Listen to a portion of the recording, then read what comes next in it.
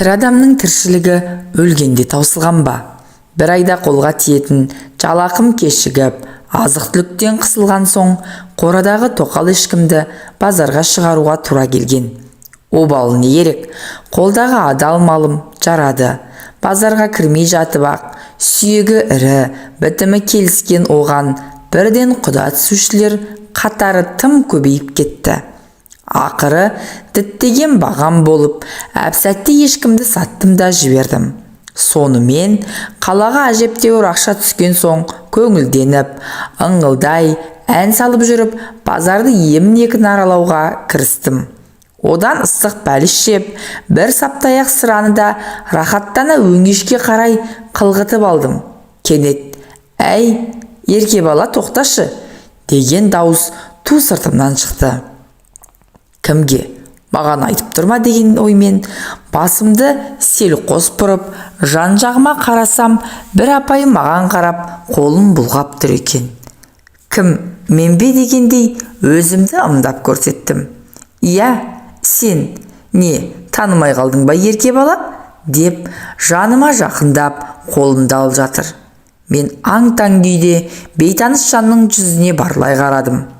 Орта бойлыдан төмендеу келген, қызыл шырайлы, үлкен көздерінің айналасын ұсақ әжімдер торлаған, жас шамамен 45 пен 50 жас аралығындағы апай мені көргенде қуанып кеткендей, қолымды қысып, жуық арада жібермес болар.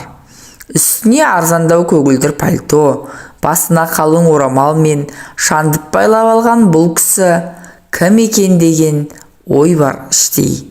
«Сен әулие болсаң да мені танымай тұрсың ба осы қу бала? Шыныңды айтшы, мен кіммін?»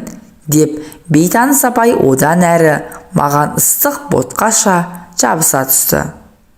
«Ақиқатына көшсем, танымадым апай» деп күмілжідім.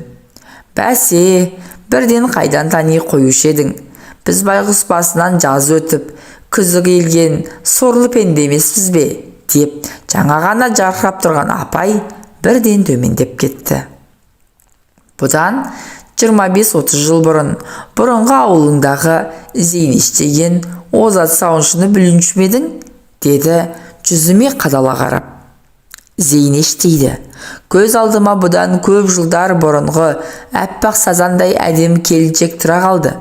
Әсіресе адамды баурап алар сыңғырлаған әсем күлкісі құлағымда әлі жаңғырып тұрғандай. Кезінде үстіне ақ халат киіп, қолына шелегін ұстап, күлімсіреп түскен суретін аудандық газеттен талай көргенде болатынбыз. Ол кезде Зейнештің тек фирманың ғана емес, бүкіл ауылдың көркі болғанын қалай жасыраларсың?» Сіз Зейнеш апайсыз ба?» дедім сасқанымнан тұтыңқырағандай үн шығарып. Шынымды айтсам, бұрынғы Зейнешті қазір қалай болса солай киінген кісімен онша айырбастағым келмей тұрғаны анық еді. «Әй, қайран зымыраған уақыт-ай, ақыры дегеніңе жеткен екенсің ау. Сен таңдасаң да, таңданбасаң да, сол баяғы Зейнеш сұлу жеңгең мен боламын. Бұл жалған дүниеде бәрі де өзгереді екен. Бұрындары жас кезімде қартайған, қаусаған кемпірлерге неге осыншалық қартайып кеткен деп мүсіркей қараушы едік.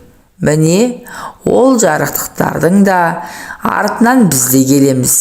Уақыт шіркін, бәріне де еміш екен ғой. Бір кездері жас жоқтай әп-сәтте талдырмаш бала едің. Енді қозғарын шығарып, шаштарын сиреп, сен де біраз жасқа келіп қалыпсың қайдым. Өзгермеген тек көздерің ғана екен. Мен сені шынын айтқанда көзіңнен ғана таныдым. Зейнеш апай, асығыс болмасаңыз, мына асханаға кіріп тамақтанайық. Асықпай әңгімелесейік. Біз кездеспегелі қай заман, қай жерде тұрып жатырсыз? Деп сұрақтарды бастырмалата жөнелдім. Жүр, кірсек кірейік. Жақсы көретін қайным шақырып тұрса, қалай отказ берейін? Ауылға 1 сағаттан соң көлік болады. Оған дейін біраз уақытым бар. Бүгінде сол Жуалы ауданында тұрып жатырмын қайным. Базар ішіндегі асханада адамдар аздау екен. Даяршы жігітке 2 лағман мен бір шайнек шайға тапсырыс бердім. Тентек суға қалай қарайсыз, жеңеше? Дедім, одан әрі еріксіз қылмыс жасайтын адамша қипақтап түсіп. Оған кетер емеспін қайным.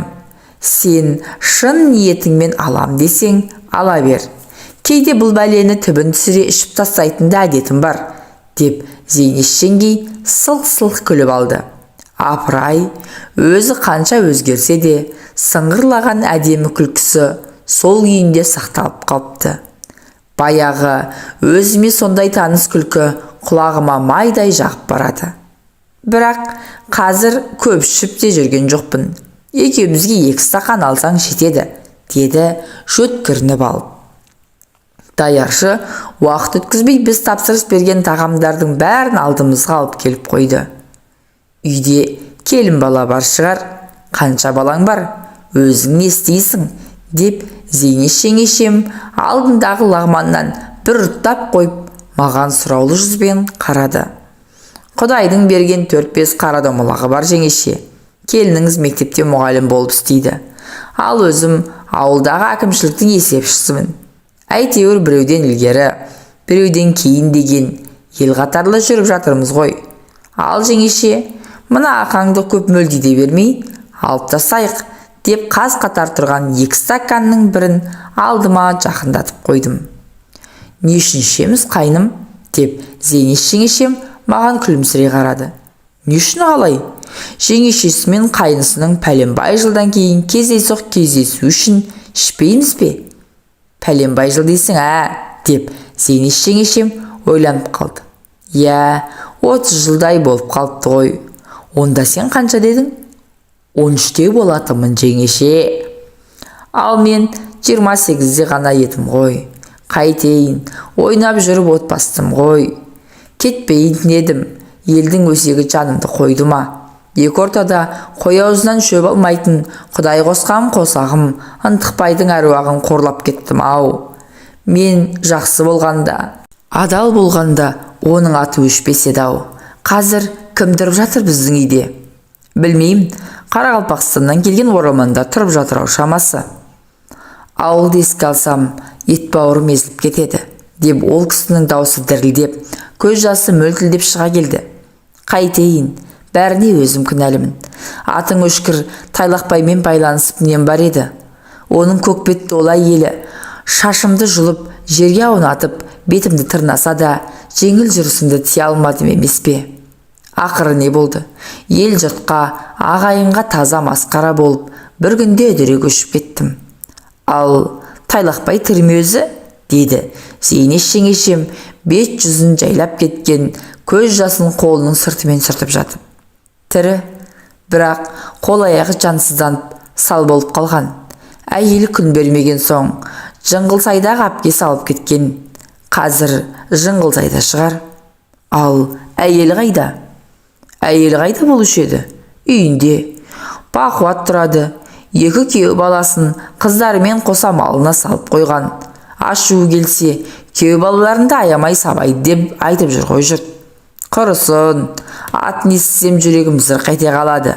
Шашымды бір уыс қылып жұлып, бетімді аяусыз тырнаған жауыздығын өлгенше ұмыталмаспын. Ал жеңеше, мына ақаңды алып жіберейік, деп мен сөз арасын басқа бағытқа бұрып жібердім. Ішіне запыран толып, көп жылдардан бергі кездесу Зейнешті сірә қатты толқыттырып жіберсе керек. Тыжырынбаған күйі үлкен стақанды қотара төңкеріп тастады.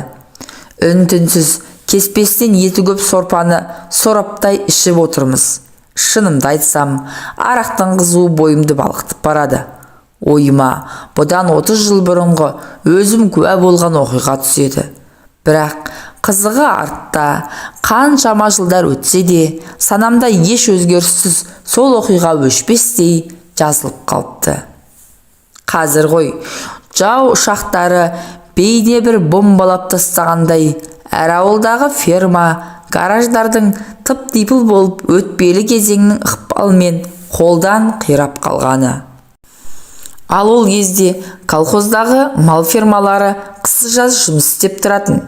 Түнге қарай электр шамдары саумаладай жарқырап, еңбек қарқыны еш уақытта бәсеңдемейтін. Біздің ауылда кезінде сиыр сауатын, бұзаулар тұратын фермалар болатын. Ол жерде менен 6 жас үлкен әпкем де сауыншы болды. Ол кезде мен 7-ші класста оқитынмын. Қолым сабақтан босағанда фермаға келіп, әпкеме жәрдем беріп тұратынмын. Сиырлардың шөбін салсам, малын шығарам. Ферманың өзі біздің үйден 10 қашық болмайтын. 200 метр жүрсең болды, сарайға адаспай аяқ тірейсің. Зейнеш жеңешейде фермада сауыншы болатын. Жаңа әңгімеміздің басында айтып өттім ғой, оның озат сауыншы болғанын. Суреті колхоздың құрмет тақтасы мен газеттен түспейтін. Өзі де сол кезде әдемі еді. Қарақаттай мөлдір көздері жәудіреп, қою қара шашы ақ қалатының сыртына шығып, өзіне сондай жарасып тұратын. Жан баласына бой ұрып сөйлемейтін. Бар жұмысты күліп жүріп өзі тындыратын Зейнешті ферманың бәрі жақсы көретін. Әсіресе еркектер жағы гүлді көрген көбелектей, ол не айтса да ұшып кетуге әр қашанда әзер екендіктерін байқатып алатын. Бір күні ауылдың ескі клубында үнді киносы болатын болды. Үйдегілер бір ауыздан сол киноға баруға дайындалып жатты. Бірақ бір әттеген айы дәл сол күні әпкемнің қоңыр пальтосы фермада қалып кетіпті. Ал пальтосыз киноға қалай бармақ? Енді не істеу керек? Әпкем амалы жоқтықтан маған келіп жалынды. Егер фермаға барып пальтомды әкеліп берсең, ақысына 1 сом берем деді. Ақша берем дегенде құлаққа жаққанымен бірден көне қойдым. Өйткені қараңғы түсіп қалған, қорқам деп те тағы бір айттым.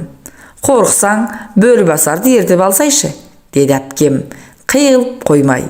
Жарайды, барайын, бірақ алдымен ақшаңды бер, дедім қасарсып. Ақшасын берді, оны жақсылап қалтама салып алдым. Одан әрі бөрібасар екеуміз фермаға қарай бет алдық. Келсек, сарайдың шығыс жақтағы қақпасын іштен іліп қойыпты. Оның ар жағында кішкене есікті итере жүріп, әрең дегенде ішке кірдім. Ұзын түреудегі шегеде ілулі тұрған әпкемнің пальтосын алып, енді қысылыспай басқа есіктен шығайын деп ойладым. Сиырлар тұратын сарайдың ішінде ешкім жоқ.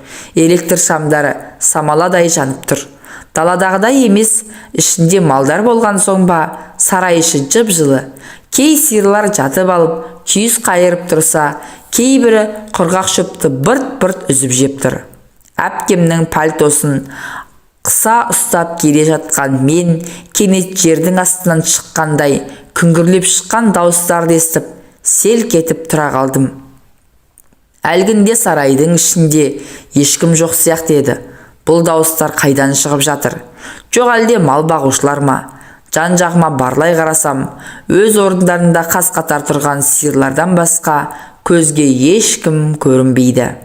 Құлағыма шалынған әншейін бір нәрселер шығар деп алға жүре беріп едім. Булыққан, ыңыранған дауыстар шықты.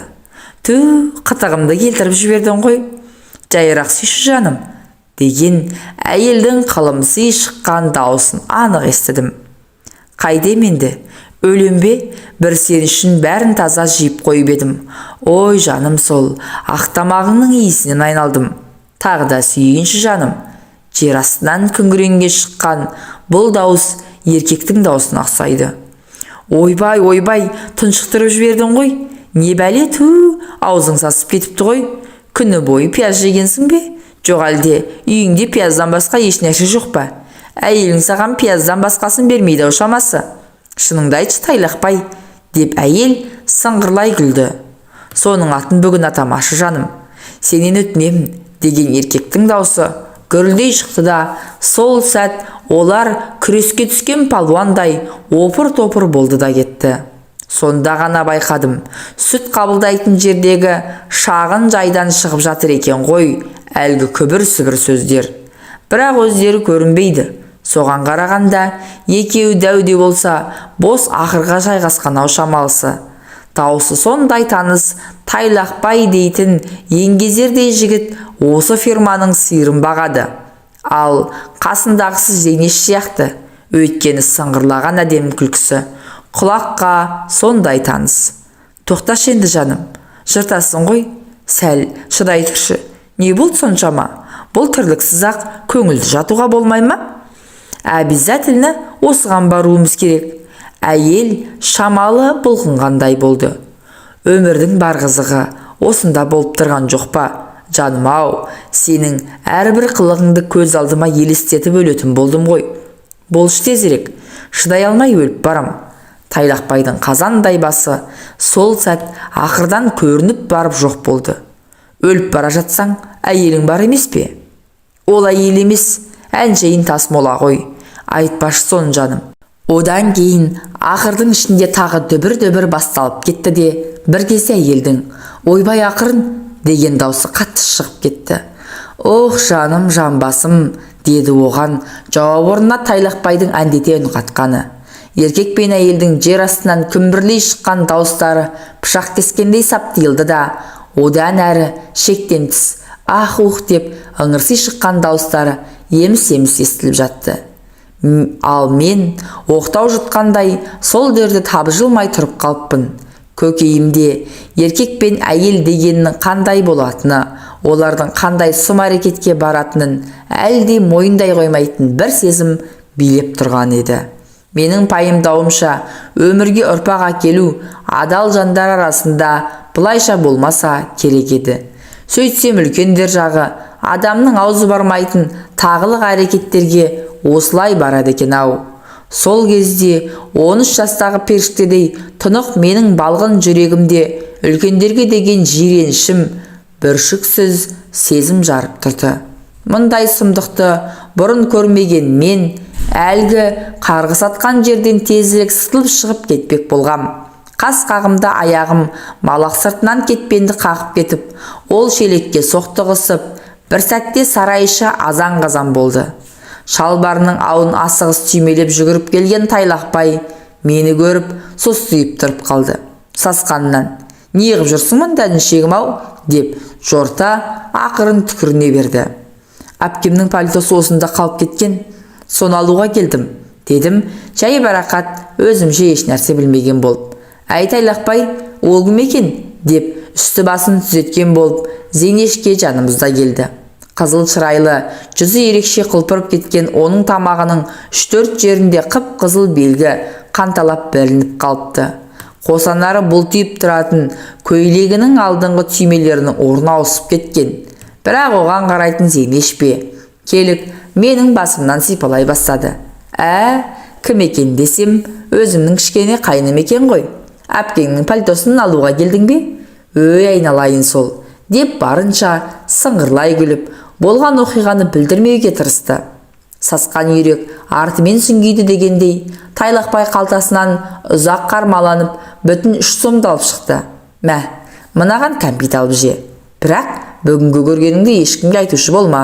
Біле білсең, сен де еркексің, мен де еркекпін. Ал нағыз еркектер бірін-бірі ешқашанда сатпайды. Кейін үлкен болғанда бәрін өзің түсінесің. Келістік пе?» «Келістік», дедім мен. «Менен қорықпай-ақ қойыңыздар. Ешкімге айтпаймын. Бірақ мына ақшаларыңызды алмаймын. Маған керек емес». «Жоқ, оның болмайды», деп Тайлақбай 3 сомды менің қалтама өз қолымен тықпалады. «Сен қай класста оқисың?» «7-ші. Онда кітап дәптер сатып аласың. Болмасақ киноға барасың. Жігітке ақша қанша керек болады?»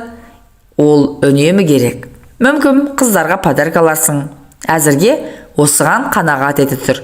Кейін айлық алғанда Зейнеш апайың да саған бір сыйлығын жасар». «Неге жасамайым? Жасайын. Әдемі көйлек сатып алып беремін. Мұндай әдемі қайныма», деп Зейнеш сөзінің аяғын өзінің сыңғыр күлкісімен бітірді. «Сонымен қойшы, олар мені сол түні барынша ырза етіп шығарып салды. Енді фермаға барған сайын ғашық жандар менің қимас жандарыма айнала бастады. Бала ғой деп жатсынбай бар сырларын ақтаратын болды.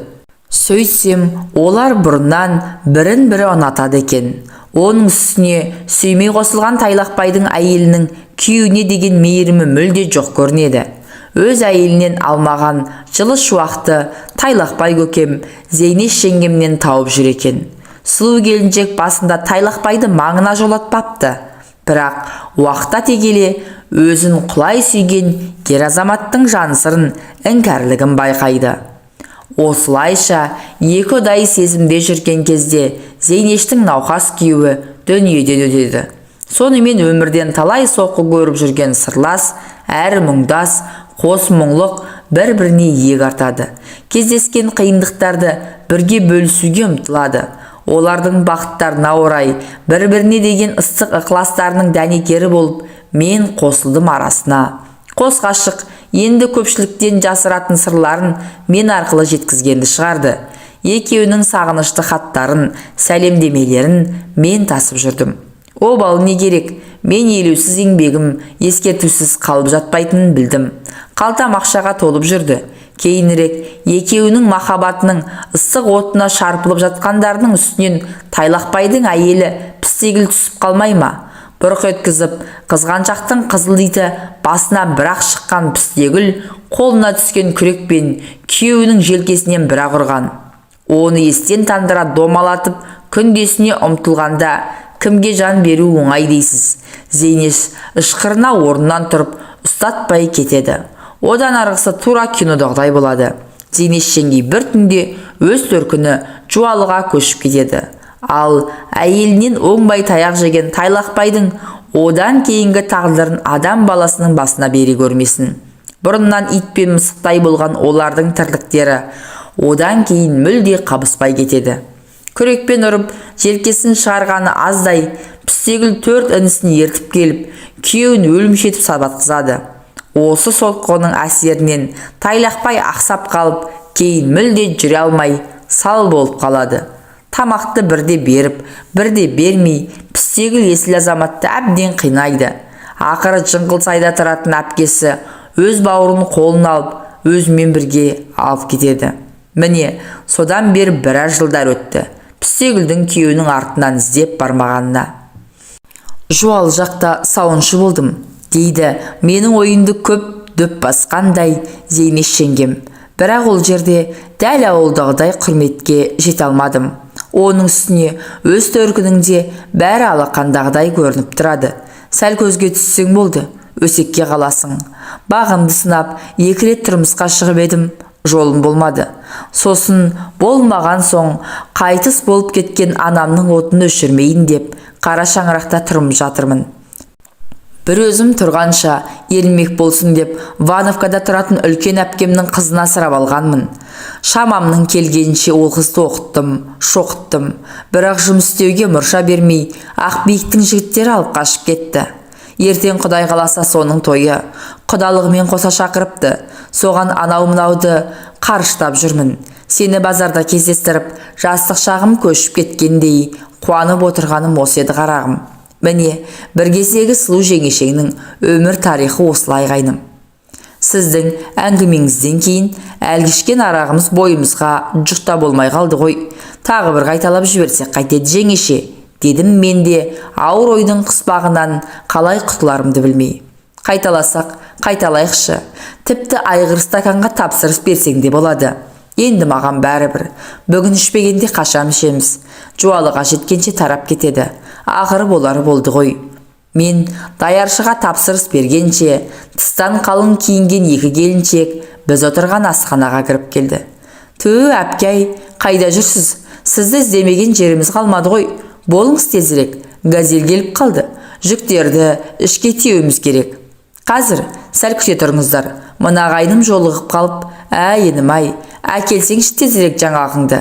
Зейнеш жеңешең екеуміз даяршы жігіт әкелген айғыр стаканды соғыстыра-моғыстыра асығыс тартып алдық. Ал, жақсы ерке бала, менен еліңе сәлем айт. Бір кездергі озат сауыншы Зейнешті әлі ауылдағылар ұмыта қоймаған шығар.